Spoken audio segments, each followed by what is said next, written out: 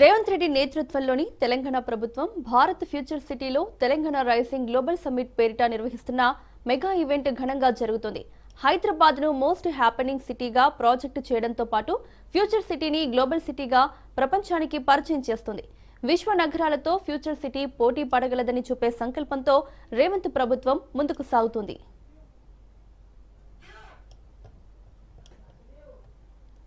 Global summit లో Musi stall ప్రత్యేక ఆకర్షణగా నిలిచింది. మూసీ పునరుజ్జీవంపై ప్రదర్శన ఇస్తున్నారు. మూసీ పొడవునా వచ్చే ప్రాజెక్టులు, పార్కులను ఏవీలో చూపిస్తున్నారు. మూసీ భవిష్యత్ చిత్రాన్ని రివర్ ఫ్రంట్ కార్పొరేషన్ కళ్లకు కట్టింది. ఇదే విషయానికి సంబంధించి మరింత సమాచారాన్ని మా ప్రతినిధి రాజు అందిస్తారు.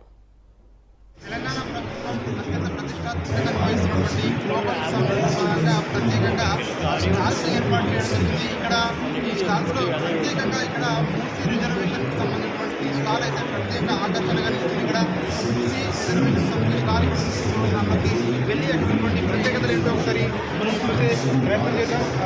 కాంగ్రెస్ ప్రభుత్వం అధికారంలోకి వచ్చిన తర్వాత ఏదైతే మూసీ రిజర్వేషన్కి సంబంధించి మూసీ నది ప్రక్షాళన, మూసీ పునరుజ్జీవానికి సంబంధించి పెద్ద ఎత్తున ఇప్పటికే ప్రణాళికలు రూపొందిస్తూ ఉంది. దీనికి సంబంధించి ఇప్పటికే ఏదైతే డిపిఆర్ కూడా సిద్ధం చేసి కేంద్ర ప్రభుత్వానికి ఇంతవరకు వైపు దీనికి సంబంధించి ఖచ్చితంగా రాబోయే రోజుల్లో ముందుకు వెళ్తామని చెప్పి ప్రభుత్వం భావిస్తూ ఉంది. దీనికి సంబంధించి ప్రత్యేకంగా ఇక్కడ డిజిటల్ స్క్రీన్లపై దీనికి సంబంధించి మూసీ రివర్పై ఏదైతే రివర్ ఏ విధంగా ఉంటుంది, గతంలో ఏ విధంగా ఉంది, భవిష్యత్తులో